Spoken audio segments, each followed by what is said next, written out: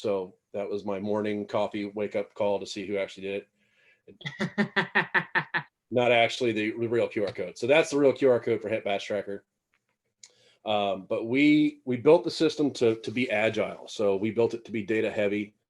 We built it so that as the industry changes, we can swap around information, run different reports, and allow the access that needs. So that means we need to keep it out of blockchain, which will be a question I'm sure somebody's chomping at the bit to ask.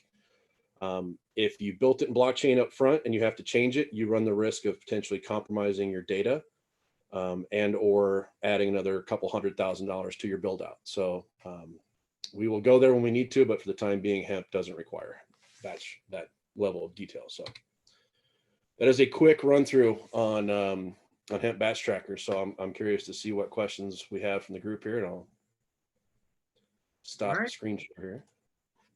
Let's start off. Justin, round of applause. Great job.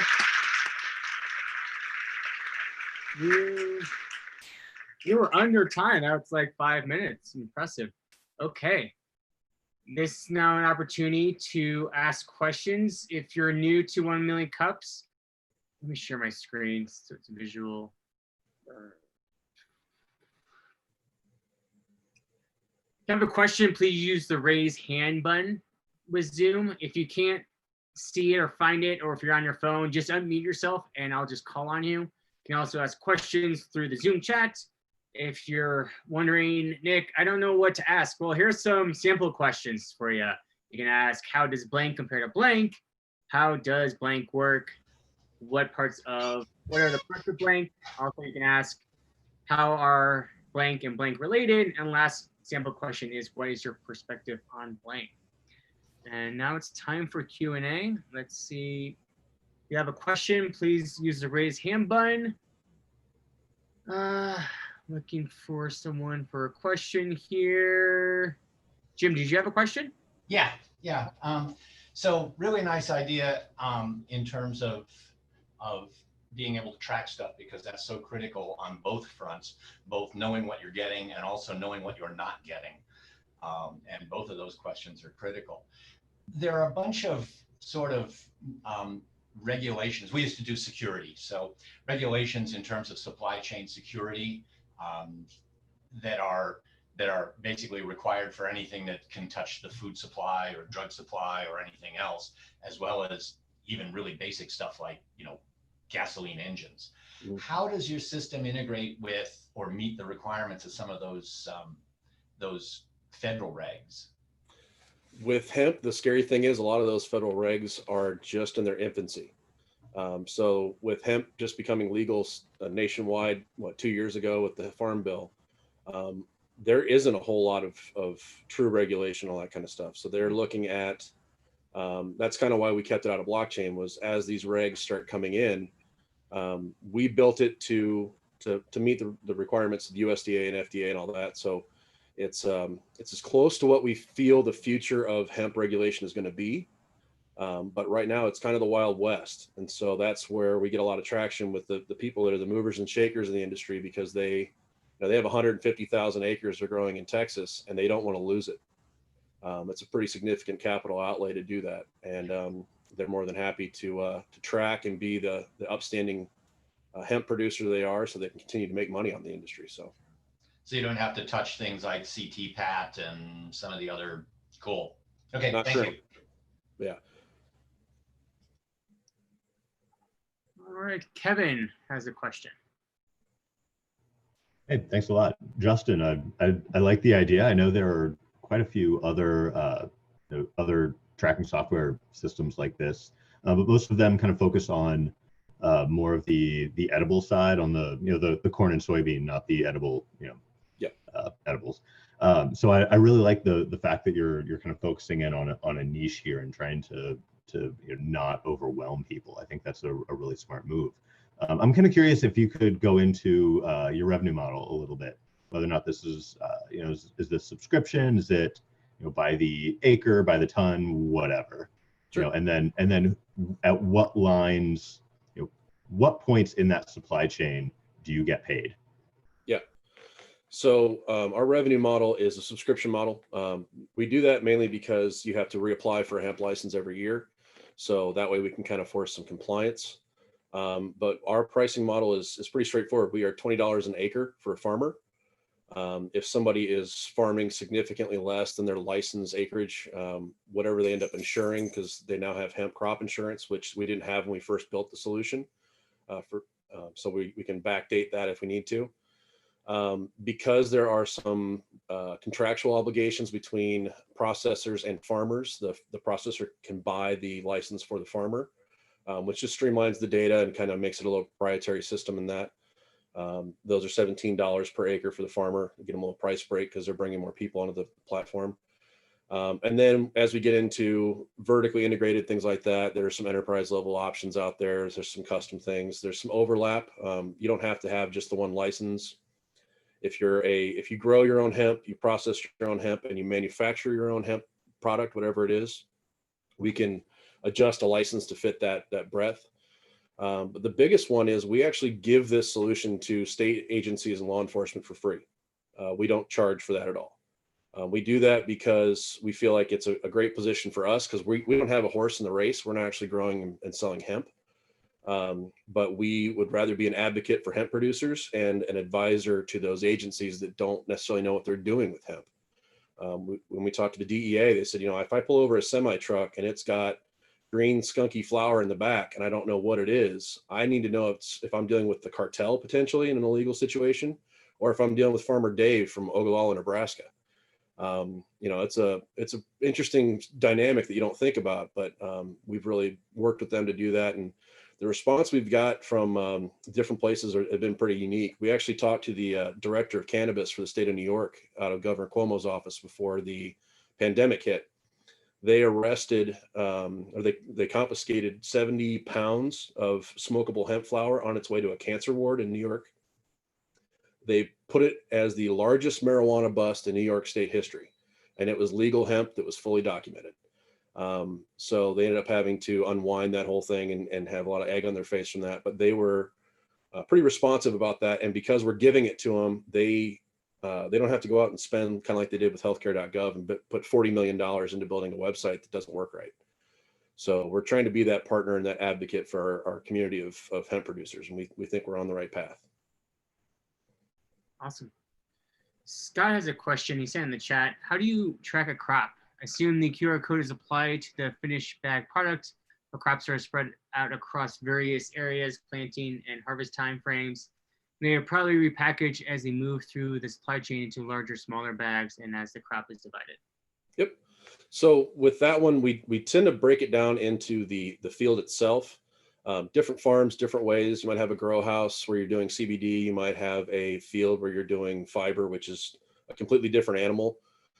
One of the things that we took a lesson from was there's another tracking company that is a default on in some states around Colorado and in Colorado. I don't like speaking badly of anyone, but I've never heard a good thing about a company that sells you RFID tags for your medical and recreational cannabis. So we stayed away from that. So with hemp, it's basically the tracking point is once it is handed off to the next person is where it really matters. So it doesn't necessarily matter if you do a super sack of biomass and then you break it into 1 kilo bags. When you hand that 1 kilo bag off to the next person in line, that's when that proof and chain of custody really comes into play. So we're pretty flexible in how you can do that because it's back and forth and the variables are too great. But we want to make it as easy as possible because it's hard enough to be a farmer. You don't need to be a software expert or a compliance expert. So we're trying to take that out of the loop for them. Hopefully that answers the question for Scott. Adam has a question. Yeah, I'm curious. It seems like you guys would sort of fall into the category of technology software company. This may sound like a really ignorant question, but I'm curious, how you ended up in Nebraska and what your experience is like. What are the pros and cons of, running this kind of business out of, Omaha? Yeah. I originally grew up here, went to school in Denver at the Art Institute of Colorado, and then moved back. So I have done the dumbest thing in the world, which is move away from Colorado. But, it's one of those things where it's kind of where I ended up. And then, have been here for years, and Nate and I have been friends for a while, and we were actually building this for the manufacturing industry, the non-hemp side of it. And the impetus for this was working with a guy out of Tennessee, where they mentioned in Mississippi, they had fentanyl laced CBD, and it ended up killing 6 people. The state couldn't track the CBD to figure out what was contaminated and what wasn't. So they pulled CBD out of the entire industry. Years ago in a previous career, I owned ColoradoCannabisExchange.com and like 250 other cannabis-based URLs. I lost them in my divorce to the girl that I met in Colorado. So I could be an internet millionaire at this point, but so I had some experience with the cannabis family of plants, and realized there was an opportunity there. And as a true entrepreneur, see an opportunity, create a solution. So that's what we did, and it's been pretty well received. I mean, we're a big agronomy state. Obviously, we do about 9 million acres of corn in Nebraska and soybeans. We as a company have seeded a lot of data science firms for a lot of the co-ops and things like that are multi-billion-dollar farming industries and all that. So being in Nebraska and being a global company is kind of fun because we're right in the middle of it, but we understand farm. We're all kind of farm kids at heart too. We've got one of our guys is a geologist. I've got a sales and marketing background, but grew up in a farming community. The other guys have industrial logistics and supply chain. So it's just kind of a perfect storm to get the right people together. And how big is your team? We can scale. So we have 3 people that are full-time, and then we have another 15 to 20 that are kind of on the benches that we pull in as we need them. So we were real nice and lean, and COVID didn't really hit us other than working from home because we can work remotely pretty quickly with any of the clients that we typically have. Got it. Thank you. Mm-hmm. Still have more time for questions. Jim, do you have a question? Yeah, Justin, you talked a little bit about the operations on the farmer side, and I know that's where it all starts. But in your overall flow, if the data doesn't go up the rest of the system, of course, it's of limited value. Can you go into a little bit more detail about how the system is used by the laboratories, by the processors, and how when they commit to a stream? Because if you don't have it end to end, right, then you've got kind of limited value. So you can just talk a little bit about that model. Yeah, so the farmer side of it's pretty easy. It's where everything starts growing, and then the licensing part of it for the certificates of analysis coming out of labs is kind of that make or break point. Because if you have hot hemp, which is hemp that's over the 0.3% THC, you have to destroy it. So that's something nobody wants to do, but it happens just because hemp is a plant and things can go wrong. So labs are constantly trying to keep that data record to that particular instance of hemp because they don't want it to get in the wrong hands, because you see a lot of issues with brokers that I know a guy who knows a guy who has some hemp who knows a guy. So we're able to kind of shorten that stroke and connect the dots that way. As far as going all the way to the consumer level, we see things like CBD and some other products being almost boutique, like wine in California. So for a consumer to scan a QR code and see that hemp came from Arapahoe County or something like that, that notoriety adds value to the consumer, which you'd pay more for a bottle. You can see everything all the way back to the farm. We think it's probably a longer term play to get to that level at the consumer side, but as you go from farmer to processor, potentially to a manufacturer, you may not need it, to retail, but and even wholesale to get the Amazon, eBay kind of marketplaces and all that, they will need to have track and trace to be able to do that. And with 50 state legal federal hemp, once all the states kind of figure out what they're doing and the couple that are dragging their feet come on board, they will have to have some kind of track and trace in place to be able to sell through Amazon or something like that, because it's a consumable product or something. So you give us the ability to track it back to Humboldt County? Yep. Which is weird because I live in Douglas County, Nebraska, lived in Douglas County, Colorado, and lived in Douglas County, Lawrence, Kansas when I went to KU. So apparently Douglas County is where I need to live. And your middle name is Douglas. Yes. Okay. Still have time for a couple more questions. Anybody else have a question for Justin? Going once. I would love to ask you a question. How do you find new customers right now? What's your kind of marketing? Our big thing is we try and find if you go out and look for individual farmers, they're interesting cats to say the least. The people that have been growing hemp are a little cagey when you walk and go, hey, I want to talk to you about hemp. Like, are you a cop? So we try to find the easiest point of introduction, which a lot of times is the processor, even the THC remediation level, where they have people they're working with. They can do the warm introductions. But we really look for people all on the process, and people find us all on the process too. The companies that have large stakes in equipment and land and all that kind of stuff are looking for this kind of opportunity. And we're not a rewarmed version of a lab software or a medical recreational marijuana software or something like that. We are specific to hemp. So we offer the flexibility and the data points that they need versus something that's kind of a square peg in a round hole kind of scenario, trying to get that to work. So we try to be as easy as possible to approach. So right now, are you getting more leads in than you trying to find new leads? Yeah, we're always looking for new leads. I mean, we're never going to say no to somebody that wants to use it, but right now we've got people from Canada, from Oregon, Colorado, Nebraska, obviously, Missouri. We've got some interest down in Puerto Rico. We've got some legacy hemp potentially from Holland that we're dealing with. We're talking to people in South America. So it's been an interesting ride, and the connections are crazy. So that's awesome. Okay, final question. Who wants it? Okay, Adam, I see, is gonna do the final question. Unmute yourself. Yeah, I got it. Okay, so my final question for you is, you'll hear during my presentation that one of the things that we think a lot about in the entrepreneurial sort of space is kind of like the resources that people rely on. So I'm just wondering if you would share with us kind of like the organization or the type of mentor, or who have you turned to for support or advice, or what's helped to push this forward for you? What, does that question make sense? Yeah. I too am in the same way. Someone along the line, someone told me if you want to be good at something, be a sponge looking for water. And that's exactly what we've done. So we have reached out to a wide range of people, and it's kind of shocking the number of people that will answer questions if you ask them. So, reaching out to the governor's offices across the country and having them respond back with a mixed bag of emotions. Reaching out to seed geneticists and things like that have a passion for this industry, because that's the best part of working in hemp is everybody is a fun, laid back, fun loving kind of person for the most part.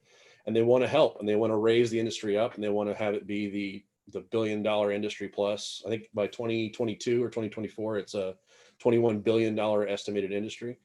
So everybody wants to see this succeed, and we provide a solution that helps get rid of the people that shouldn't be in the industry. We weed out the bad people by doing good business practices and good tracking. So we've looked at a lot of associations and groups and phone calls. That's why this sign's back here, because I'm on the phone all day, every day with video conference and all that. But if somebody wants to talk to us and give us some information or whatever, we want to listen to it. So we're open ears all the time. Awesome. Justin, I'm not sure if you made a pun there, but you said weed out. I thought that was kind of funny. Yeah, my mom thinks I'm punny. So, and with hemp, there's, it's a growing industry, and we've got, there's all kinds of good puns that come out of it. So many. I can go on with more. But my last question for you is, what as a community can we do for you? If there's one takeaway for us from this meeting, what as a community would you like us to do for you? Yeah, the biggest thing, the reason why we wanted to get out to Denver was we really value the input. I mean, out of all the states that we deal with, Colorado has the longest history with this kind of plant. So we're looking for people that are in the industry, people that are getting into the industry. We want to be able to work with and understand things from a much deeper level. We always want to find people that have been doing it for longer than others, because they have all the, this worked and this didn't. But we want to make sure that we're connected into Colorado as much as possible. And honestly, it gives me an excuse to get back out there and enjoy the stuff that I used to do when I was living out there for 3 years. So awesome. All right. Let's one more time give Justin a round of applause. Good job. And now we're going to move on to our second presenter. Adam, I don't think my slide is up to what you're going to be talking about. This is Colorado Lending Source, and we have Adam, who's going to be talking about Ice House Entrepreneur Development Program. And going back to Colorado Lending Source, their mission is to foster the economic growth of diverse small businesses within our community. And let's give a big round of applause to Adam, and he's going to be talking about Ice House.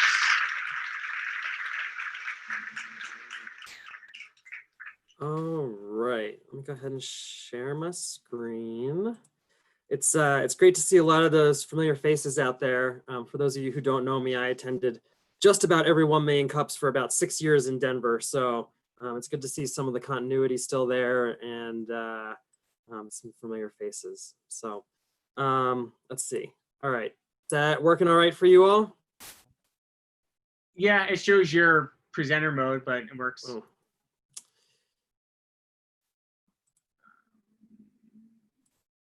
How about that? Still presenter mode? Yeah, because I can see the next slide view. All right, well, we'll just go with that then. Yeah, it's fine. All right, so fortunately I don't have any embarrassing notes. All right, so I'll go ahead and get started. So my name is Adam Melnick, and I'm here today on behalf of Colorado Lending Source to talk about their Ice House Entrepreneur Development Program. I know oftentimes we start out with asks, so I have 3 asks for you all. First is our next session is coming up in a couple weeks. So given the current circumstances and our inability to get out and do a lot of personal networking, how would you market this, or do you know anyone who would be interested in participating? Second question is, do you know of any entrepreneurs, or would you yourself as an entrepreneur be interested in being a guest presenter? And I'll talk a little bit more about what that means here in a second. And then the last thing is I talk about the Opportunity Discovery Canvas process here in a little bit. What changes would you make to the program? What advice do you have for me about helping my participants get out there and gather feedback about their ideas, given the fact that we can't do a lot of face-to-face and in-person stuff right now? So those are my asks for you. A little bit of background about me. Again, my name is Adam Melnick. I'm currently a instructor of entrepreneurship at Metropolitan State University. I just finished my first academic year and had a blast working with the students. I worked for the last 6 years at Colorado Lending Source doing entrepreneurship, building community relations. I was in-house counsel, but don't tell anyone. The reason I'm not going to touch too much on why I love Ice House, except to say that teaching this class has easily been the most professionally rewarding thing that I've done in my career. I've seen how it's launched people's businesses, changed their lives, and the impact it's had on my own life. So that's kind of the passion that I bring to this class. I just think the curriculum is really amazing. So what exactly is it that we're talking about? This is a 10-week long class. You get 2 to 3 hours a week of online content, which we license from an organization called the Entrepreneurial Learning Initiative. It's kind of composed of interviews with entrepreneurs talking about the concepts, and that's really where the course content is delivered. And you have 2 hours a week of virtual facilitation. This will be the first time we do it virtually, but I did teach online last semester, so I'm pretty comfortable with it. It's an adult learner model, really gets people engaged with the material. We read a book called Who Owns the Ice House, which I'll talk about in a second. We bring in guest entrepreneurs, and the real point of the guest entrepreneur is just to hear their story. So, what Justin just talked about, how they came up with the idea. I loved that he talked about, we see, as entrepreneurs, we see problems and we solve them. And that's really the stories that we'd like to draw out from our guest entrepreneurs. We help people evaluate business ideas through what's called the Opportunity Discovery Canvas process. And at the end, we ask people to prepare a vision statement, a roadmap that will help them to achieve all the stuff they've talked about for the last 10 weeks.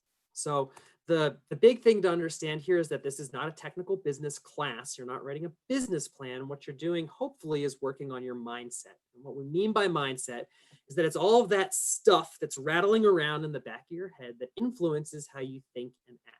So what ELI did was they interviewed a few hundred entrepreneurs, and out of those interviews, they pulled out 8 lessons or 8 mindset characteristics that they found common across those entrepreneurs.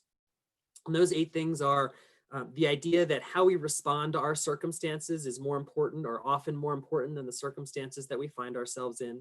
seeing problems as opportunities instead of obstacles, the fact that entrepreneurs actually take their ideas and do something with them instead of just sitting there thinking about them. Entrepreneurs are insatiable learners. They are constantly learning both about their subject matter of their business and the business themselves. And then there's some lessons around the difference between spending and investing resources and the difference between generating revenue and actually creating wealth. A lesson around building brand, which is really the idea that you have to do what you say you're going to do and that that's as important as what it is that you're doing. Creating community, you heard me ask that question. It's one of my favorite lessons. Entrepreneurs tend not to go it alone. They tend to find people that are going to uplift them. And then of course, those of you who have businesses, that it's always going to be hard at some point. So how do you persist through the hard times? So we talk about all of those things. And then we also go through what's called the opportunity discovery canvas process. And this is, you've all heard of the business model generation canvas. And this is an even more simplified version of that, where we ask people to really focus on the problem that they're trying to solve, who has it, and how are they currently solving it, go out and interview a bunch of potential customers, get feedback to validate that what they think is a problem actually is, come back, and then you think about your solution. You come up with a solution. How's it different? Will people pay for it? Then you conduct a bunch more interviews. Then you come back, and now that you've sort of validated your problem solution fit, now you're going to start thinking about how are people going to find out about this? How are they actually going to pay for it? Is it a subscription? Is it point of sale? Things like that. And then the big why. You go out and you interview some more people, come back into the classroom, and by the end of that process, hopefully you have a really solid foundation for building this business that you're going to be launching or growing a business that you already have. So we also read this book called Who Owns the Ice House? It tells the story of an African-American guy who grew up in the segregated South in the 1950s. He had an uncle who owned an ice house, which served both the white and the black communities. And it's basically the lessons that this guy, Clifton Talbert, learned from working with his uncle in the ice house. And the big idea is, if an African-American guy in the segregated South in the 1950s can have an idea for a business and then parlay that business into other businesses and become really successful, under those constrained circumstances, imagine what we can all do today if he could do that then. So we read that book. It's really designed for a few different groups of people.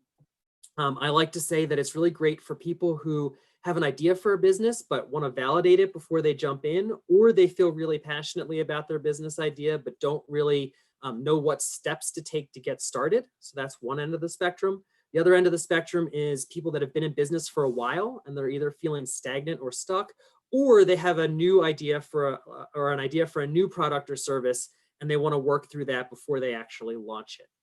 So to give you a sense, a couple of our success stories from those two categories of people. Zach there, the baker with the bagel that's bigger than his head. He started a bakery called Rebel Bread. He came into the class knowing that he wanted to start a bakery, but wasn't really sure what to do or how to do it. So he did a bunch of bread pop-ups. He connected with a bunch of coffee shops. And by the time the class ended, he was getting ready to launch. And then over the 2 ensuing years, grew his business to where he was doing wholesale pastry selling to about 16 or 18 coffee shops across the Denver metro region. When coronavirus hit, he had to transition, and over 3 days converted his wholesale operation to an at-home bread delivery service, which has kept the business alive. So that's a great example of that entrepreneurial mindset in action. Marielle there on the other side, she was a jeweler. She came in with a very thriving custom jewelry business and was really looking to grow it. And we helped her really understand the problem that she was solving for her customers around custom jewelry and responsibly sourced gems, which is apparently a big issue. And she actually used the curriculum to train her employees. So she would come to class every week, and then she would bring the lessons back to her employees and help them become more entrepreneurial so she could do more of what she loved rather than working with them and sort of running the business. So those are kind of the two ends of the spectrum there. Our next session starts July 8th. It's Wednesday evenings, 5:45 to 7:45. We're going to be doing it on Zoom this time. If you apply by Friday, it's $250. After that, it's $350. If you want more information, coloradolendingsource.org/icehouse. And again, my questions for you: how do we market this thing when we can't get out and personally network? Are you or do you know anyone who would be interested in sharing the story of their entrepreneurial journey with our class? And going back to that opportunity discovery canvas process, how the heck do I help my participants gather feedback about their ideas when normally what I would do is like, hey, if you got an idea about a pet product, go stand in front of a pet store and tell people that you're in a class and if you can ask them a few questions. Well, obviously we can't do that right now. So how can I help people get feedback about their ideas? So that's it for me. Thank you for your attention. And I am really looking forward to your questions. I guess that means I should stop sharing my screen. All right.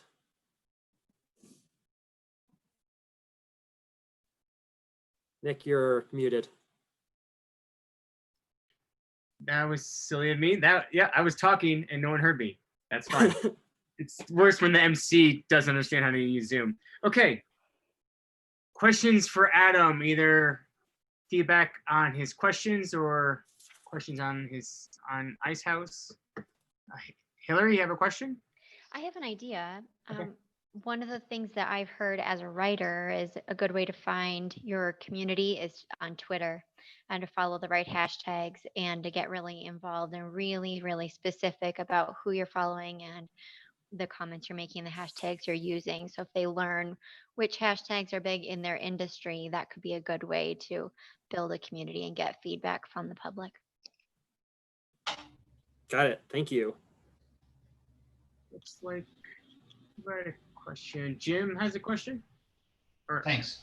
So Adam, want to say, when we came in and did a guest presentation for one of the Ice House classes, it was a great experience. It is so cool to see all the energy and the excitement of the people in the class, and also maybe provide some guidance. So I'll encourage anybody who's on this to offer their services as a guest presenter. We all have stories, and we've all got lessons that we've learned the hard way that some new entrepreneurs could benefit from. So it was great. I want to echo what Hillary said. One of the other ways, you use the example of a pet product or something like that and standing outside the pet store.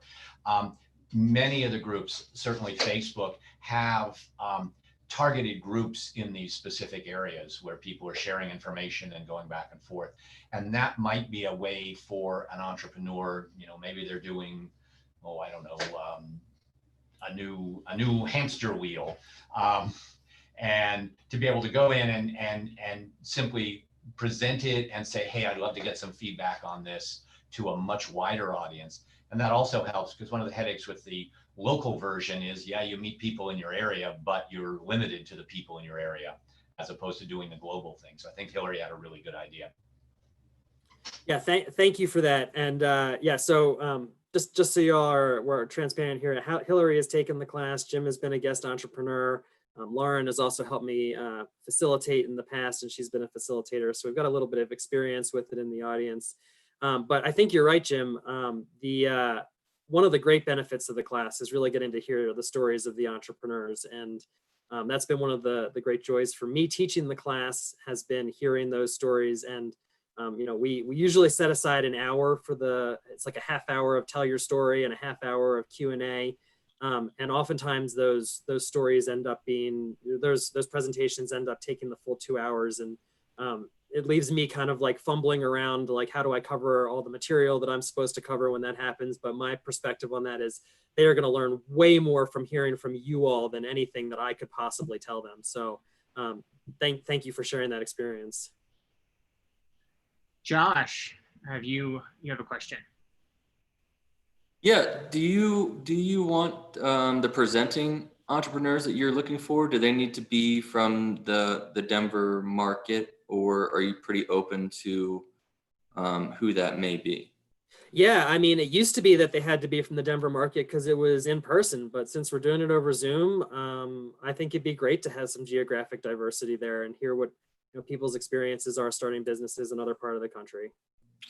I spent the last 3 years working in the New York market, so a lot of international companies, as well as just people from New York City as well. But maybe we could connect on the side, and I could give you some connections to possibly. That would be great. Thank you. Thanks. Thank you, Josh. Dave has a question.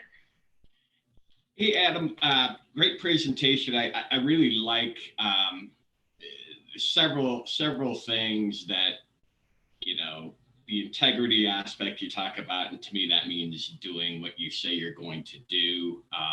Lifelong learning of entrepreneurs, and then the persistence part. As entrepreneurs, we all go through our peaks and our valleys. And a real burning need you seem to be talking about is how do we market what we're doing versus previous COVID. We could do a lot of face to face, and now we're living in a Zoom and in Google Meets world. All of us are. And so, what have you seen has changed the most? So pre-COVID, we could do a lot of networking, and now we're in Zoom world. That's a question for me. Yes. Yeah.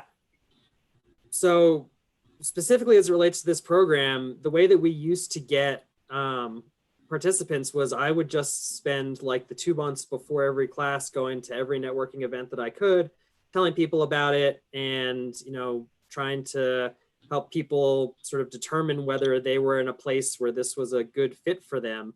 And so we really haven't been able to do that. And to be totally honest with you, I haven't been all that involved in the marketing of this particular session. Lauren, do you have any? Yeah, I was definitely going to chime in. So as a whole, Colorado Lending Source, that's kind of been our strategy, is that building relationships and partnerships and human interaction. Since COVID, our digital marketing has just skyrocketed. So we've really had to shift gears. So where we've more than doubled our email lists, or our reach in the digital world is much stronger, which has been great. And then also the reputation that Ice House already has, we've had a lot of referrals from just word of mouth already. And so since we can host this class online, people don't have to drive downtown finding parking. We're already having people register from other states come in. And so it's been a really cool opportunity to expand our reach. And so we're just in new waters and new territory, and kind of, it's exciting to be here. And we miss the old way that we used to do things, but it's fun being in this new kind of world. At least that's a little bit of a silver lining. Cool, thank you. Yeah. And I'll add one other thing to that. If you all are looking for something else to give feedback about, one of the great values I believe about this class, at least the way that we teach it, was the relationships that you built in class. And I think that that's still something that can happen. But like one of the ways that we would do that is the first class would be like an hour of content, and then you'd have a pizza party, and you'd literally just like sit down and eat pizza and have a beer or a glass of wine or whatever, and get to know each other a little bit. So if you guys have, you know, experienced kind of icebreakers or get to know you sort of activities over Zoom that you think have been really great, I'd be interested to hear those too. And Nate has a comment or question. Yeah, so this is an interesting quandary that we're having here in Omaha. We have an academy, a code school essentially, that we run on, and we have the same problem, right? Where we used to be hyper local because we were all live classes. We advertised at the local high schools to get kids into summer programs. All of that's gone.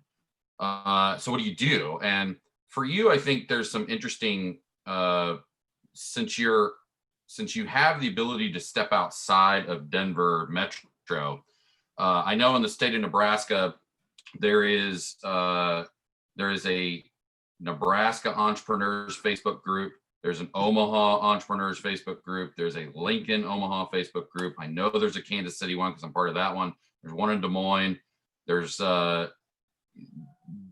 are a number of entrepreneur or startup Facebook groups that you can post comments in. They are constantly looking for mentorship, leadership, and someone to ask questions of. And especially in the Midwest, you know, someone had asked the question of Justin, you know, what do you're a tech startup in the middle of the country. Isn't that hard to do? And the answer is, yeah, it is. Because we don't have the leadership in, you know, that's just sitting in every coffee shop, like in San Francisco or Boston or Austin or Chicago, where we have to do this smarter. And I think social media groups really will allow that. The other thing I encourage you to do is to reach out to everyone of every city that's of decent size. So anything over 200,000 or 300,000 people probably has a startup accelerator of some sort, either setting inside the chamber or the chamber will know where it is. So you can absolutely reach out, and especially in towns like Des Moines, which are 400,000 or 500,000 people, they really struggle with that. They need to they need advice like this. They need help like this. So this I really recommend that you reach out to the startup communities, the chambers, and look for the social media groups. And then lastly, I really do encourage you to keep doing the live stuff. I know it's hard. I know you have to plan for it. I know you have to do a ton of cleaning and you have to have masks and but we've got to figure out how to do business in a COVID environment. It isn't going away. There is no vaccine coming. I'm sorry. So we've got to continue to figure out how to do live events. And so do some research, figure that piece out, because we need great leadership in how to do that. And I think that if you do it right and if you take great caution, you can still get benefit out of doing live events. That's great feedback. Thank you. I think you're right about that. And as you ramp up for this kind of thing, you got to plan it a little bit in advance. And so we made the choice to go online, but I could imagine doing it, once seems like there's lots and lots of research coming out around how this thing actually spreads. And, maybe there's an opportunity to do some sort of outdoor version of it or something, but you're right. We got to find ways to be creative about how we can still bring people together and do these kinds of things in ways that create meaningful connections. So I think that's, Do it at Red that's Rock. exactly right. Yeah, that would definitely be a value. Okay. Final question. Jim's gonna take it. I'll take it. So this is kind of a suggestion more than a question in terms of the pizza party model. I've seen a number of high-tech companies that Zoom gets awfully formal. You got all the little icons sitting there, and there's this that instead of doing that, I've actually shifted into multi-user game spaces. I've seen that. And set up a campfire, and everybody shows up with their avatars, and they just have a meeting sitting around. And the spaces are designed for a lot more kind of dynamic interaction. It's a headache getting everybody set up, but it's an option that you might want to look at for the getting to know you section. Yeah, that's a good idea. I had heard an article about that, or a story about that on NPR, and I hadn't really considered using it for Ice House. And one of the things they said was they were using Red Dead Redemption, which I haven't played, but I've heard about. But one of the problems is you got to play for an hour before you can get to the point where you can sit around the campfire. So yeah, there's some hurdles there, but I think that's a really interesting idea, and maybe not that kind of thing, but some sort of multiplayer game that gets people involved, I think is a great idea. Sounds like an app idea to me. You could always switch to Second Life. I guess ideas would be maybe just even a card game that people can play around a table or a virtual table, or maybe my friends play Catan. That's not too hard of a game, but definitely add some conversation and something to do as well, so it's not too awkward being in a virtual meeting as well. Awesome. You just gave me a great idea. For those of you who don't know, I'm part of the conscious capitalism movement, and there's a game that came out of that called Vulnerability is Sexy, which is an icebreaker game that I have. That's a card game that basically helps you to ask questions and share information in a way that's safe and comfortable. So I think that's what I'm going to use for my icebreaker game. So thank you for that. The suggestion of the card game triggered that for me. So I appreciate that. Great. Made me feel good about myself today. Awesome. There you go. Okay, moving along. I know you asked this already, gave us some asks. Could you maybe now just give us one thing you would want? What as a community can we do for you? Yeah, so I'm actually going to do two, but they are, if you know an entrepreneur or a small business owner who fits into those categories, let them know about Ice House, send them my way. And two, volunteer to come share your story with my students. And If I get so many volunteers that I have to save some for the next session, then that is a great, situation for me to be in. But you guys are the stars of the show when we do this class. And like I said, hearing your stories is really incredibly valuable for these folks. So if you're willing to donate an hour to 2 hours of your time on a Wednesday evening, hit me up, let me know. I'd love to hear your story. Awesome. And now it's time for a round of applause for Adam. Great job. That never gets old. Moving on. Community announcements. Anybody have something to share? An event that's going on? It's time to do it. Going once. Justin, you have something to share? Yeah, so the NOCO Hemp Expo that was supposed to be in Denver pre-COVID is actually a virtual expo now. It's the summer solstice thing, so you can go on there, and I think they have close to 300 different people that are representing different areas of hemp and all that kind of stuff. And it's a virtual trade show and conference. So if you're interested in checking out hemp, go check out the summer solstice through the NOCO Hemp Expo. Awesome. Anybody else have an announcement to make to the group? Going once, twice, and we're off. Audience poll. I'm going to shoot a poll to you via Zoom.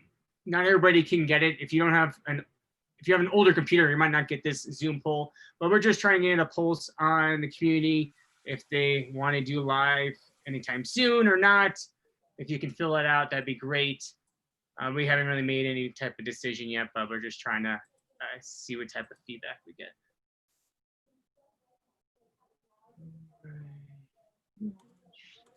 The poll disappeared for me. Is that on my end before I could have responded? Yeah, it looks like it's closed. There we Yeah, go. I don't know how it closed. I didn't do it.